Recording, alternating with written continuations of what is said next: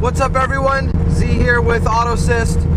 I'm in a 2014 Viper TA, which stands for Time Attack, and I am so excited to be giving this review.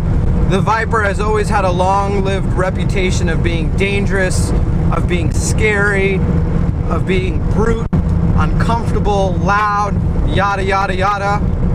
The SRT team made leaps and bounds with this 5th generation Viper, which started and launched in 2013, and the car is absolutely amazing.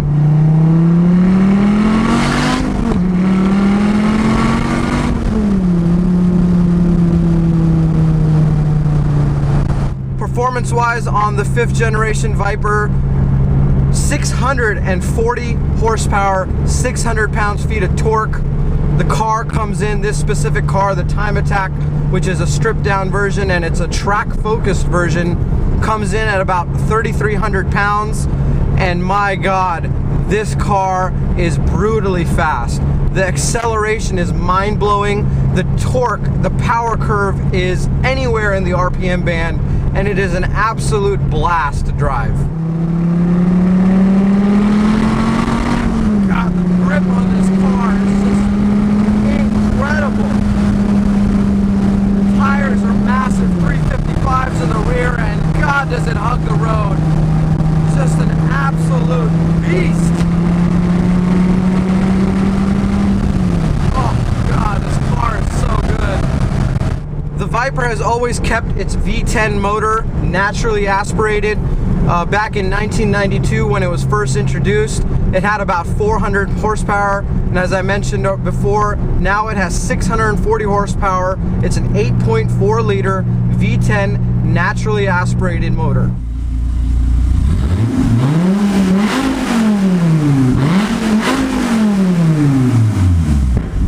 The Viper TA that I'm in today is very special. Before the ACR came out, this was the top dog Viper. It was the perfect blend of a track monster and a very streetable Viper. You do have, let's talk about the looks. You do have the arrow in the back, and then the front that comes standard on the TA has 20% stiffer suspension. It has the base seats, so to save on weight. The car has thicker brakes. And in terms of the motor, it's exactly the same as the other model Vipers. You have the 12-speaker stereo instead of the 18. And other than that, the biggest thing that distinguishes it is that orange paint. The Viper orange, the TA Dodge Chrysler SRT team totally nailed it on the head. This color is absolutely stunning. If you don't like attention, I highly recommend do not getting this orange color because people just gawk at it. They did make 33 in the black for the TA and also 33 in white.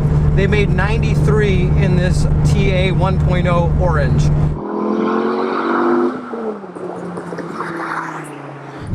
I've put about 2,000 miles on this TA, and my overall impressions is this car is absolutely amazing. It is by far one of the best cars I've ever driven, most engaging, most exhilarating. The TA model is a little bit of a stripped down version because it is meant to be more of a track focused, as I mentioned earlier. However, it does have a 2-mode suspension, one for street, one for race. The street mode, to my surprise, is very, very livable on the street. I drove it about 1,000 miles on a road trip, and I had no complaints. The car is as smooth as it can be for a Viper. Sure, it's a little firm, but I test drove a GTS. There isn't a huge difference in terms of the suspension that I noticed, you know, just cruising around. The SRT model, which is the base model, I definitely noticed a difference there. That only has a 1-mode suspension, and it was definitely bouncier and firmer that I noticed right away driving around the street.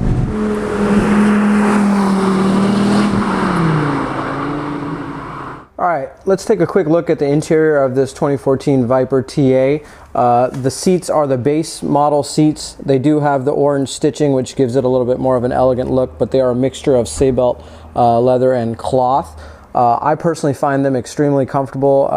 The higher end options, the leather, they're nice, but I actually find these to be a little bit more comfortable, and they actually breathe better in my opinion. I'm about 5'8", 180 pounds, and they're very comfortable seats. You can see here they do have cup holders. I know some Viper purists are going to be upset about that, but you know, these are nice creature comforts to have especially when you're cruising for a road trip. You have some storage there, but the interior has gone leaps and bounds ahead of previous generations, and that's one of my favorite parts of the car. As many of you know, the Viper is ending production in 2017. They announced that just a short while ago, and the Dodge team actually released a number of special editions in honor of the 25th anniversary of the Viper. It's been out for 25 years now. It's just been an amazing run. I'm very saddened by this news. It's bittersweet. Obviously, the car had an amazing run. The ACR is kind of the top dog in terms of a track edition. If you're looking for more of a, you know, all the bells and whistles and the comfort, the GTS is probably a better fit for you. But if you're just looking for a badass street car that has that track focused look but still can be streetable, and you know, if you do track the car, I personally don't track my cars, but this car needs a proper track to really get and maximize to its full potential. Some of the things that I don't like about the car, since I've told you about all the things that I absolutely love, it is a little bit tight in here. It's very much like a cockpit.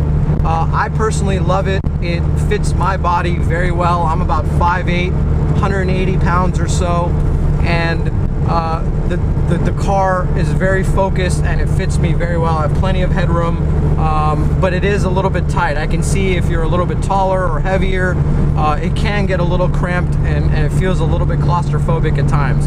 So my final thoughts for this Viper TA: if you're looking for an intoxicating, blistering, engaging, just awesome driving experience, this car will not disappoint you.